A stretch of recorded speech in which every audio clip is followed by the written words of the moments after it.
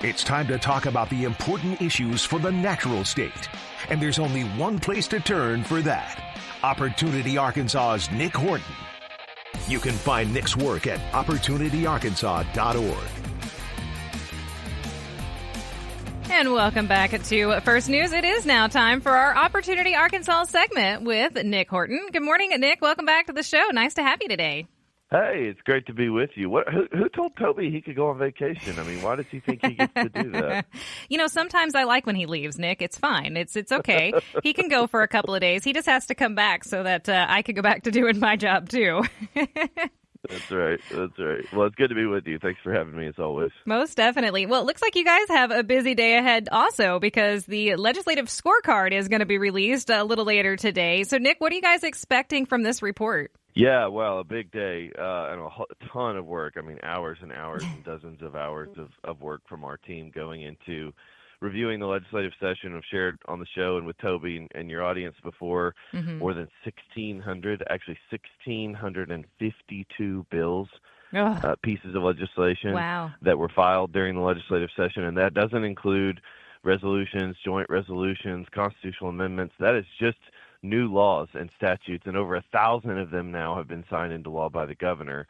So our team has worked really hard through every day of the legislative session to read every single one of those bills and pick the ones that we thought had a significant impact on either advancing or rolling back opportunity for the next generation of Arkansans, which is our goal and our mission, is to advance opportunity to simplify government, solve generational problems for the next generation. And so we picked about a couple dozen, 22, 23 bills or so that we thought were really significant, that are going to, for better or for worse, have a really serious impact on either giving more opportunity to Arkansans or taking opportunity back. That looks like in a variety of different ways. It can look like changes to the Medicaid program. It can look like tax cuts, or in some cases, tax cuts that didn't pass. It can look like government regulation, a whole variety of different issues that we're taking into consideration in the scorecard.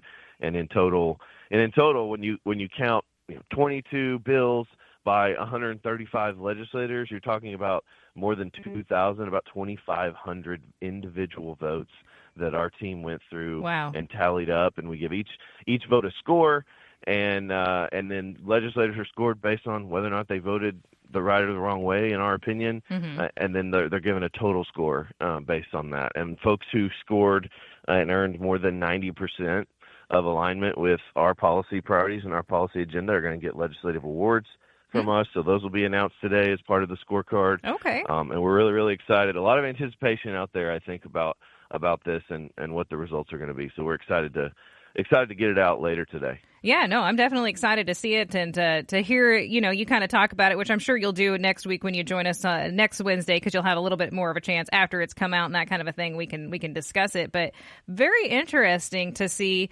kind of how everybody shapes up. And Nick, your team does a great job. Like you said, lots of hard work had went into this. So I'm not trying to give you more work to do, but I would be interested in maybe like a small, like maybe Foley's kind of a thing of maybe some of the bills that were just kind of outrageous and really crazy. And like, you were just like, really, somebody filed that bill? I would be interested in knowing some of the absurd ones that are out there just for fun, Well, I'll tell you this, and I'll tell the folks this. One of the goals that we had in going into the legislative session was to fix our broken Medicaid system. And Rebecca, we talked about this last time you were filling in, how broken and how many Arkansans are dependent on our Medicaid system. It's about a third of our state. Yeah. It's close to 1 million Arkansans.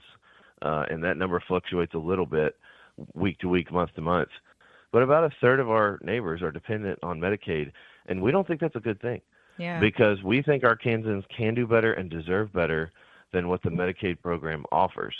So going into this legislative session with a new federal administration and a lot of momentum to find taxpayer savings, to move Arkansans and Americans from welfare to work, with new federal flexibility to finally fix our Medicaid program, we were really hopeful. And a lot of states around us, even more purple states like Georgia and Indiana and Ohio and states across the country that have recognized, hey, our Medicaid programs are out of control. They're devouring our state budgets. They're threatening our ability to do income tax reform. there's a lot of problems in our Medicaid system. And unfortunately, what we saw this legislative session was quite the opposite of Medicaid reform. In fact, we saw numerous bills, numerous expansions of the Medicaid program. Some of those were championed by the governor. A lot of them were championed by legislative advocates who worked closely with various special interest groups who said, hey, it'd be really nice if we required the Medicaid program to pay for this additional benefit or this additional prescription or this additional service. Or just like add-ons, ultimately, they're all add-ons, and exactly. And at the end of the day, some of them are maybe fine ideas, but at the end of the day, we've got a Medicaid program now that costs nearly $10 billion a year in the state of Arkansas. Oh, my goodness. A Medicaid program that has been scientifically, academically proven to not improve people's physical health, and taxpayers are just being ravaged to continue to pay for this broken program. So it's sort of, I say this probably twice a day now, but I always think of Einstein's definition of insanity. Yeah. Doing the same thing over and over again and expecting a different result. There is no better example, or I should say worse example of that in state government than the Medicaid program.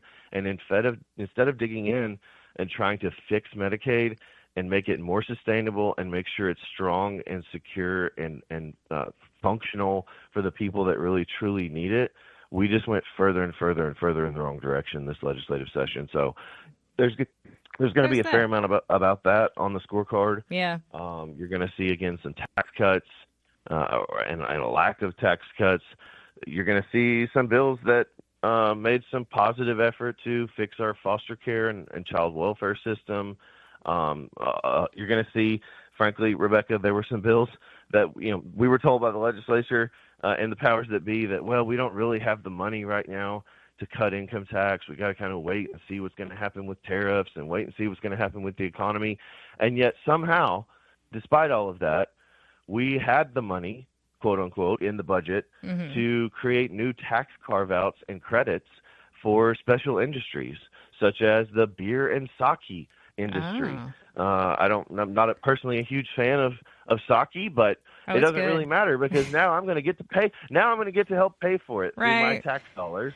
And if Arkansas sake producers use Arkansas rice, Arkansas taxpayers and workers are now going to be forced to help pay for the production of Arkansas sake. Okay. And we just are firmly opposed to any types of these special giveaways and special carve-outs that benefit special interests. Well, sure. Primarily because they make it significantly more difficult to do real tax reform and give everyone a tax cut. And instead, you and I, whether we drink sake or like sake or care about that issue at all, we're now going to be forced to pay for it. We're paying for it, yeah. That's a little bit of a preview of some things that you're going to see in the scorecard. Okay, good to know, good to know. I'm always interested in the tax cuts, Nick, when it comes to that. Do you think that there needs to be like a special session to address further income tax cuts? I mean, the last I looked, I saw that the state had a pretty big surplus, so I feel like that's something that they could have made happen. What do you think, Nick?